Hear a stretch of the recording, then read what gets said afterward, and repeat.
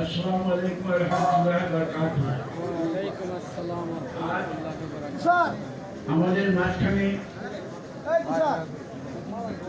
ধানের শীষ নিয়ে হাবিব ভাই এসেছেন এবং আমাদের এখানে কিভাবে আমাদের এই জায়গাটা জিন্দাবাদ উন্নয়ন করা হবে তার জন্য উনি আমাদের সাথে মসজিদ মাদ্রাসাগুলোর মধ্যে উনি অনেক আলোচনা করেছেন এবং উনি অনেক কিছু বলেছেন।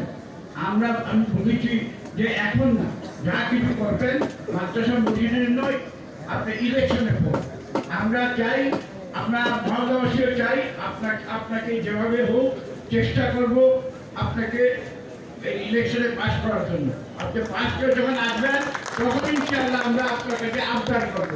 এখন স্থগিত হলো, উনি বলছেন না আমি এখনই করে দিই, আমি বলছি না এখন করবেন না, এখন করলে মানুষ মনে করবে এটা একটু উপহার দিয়ে ভোট চান।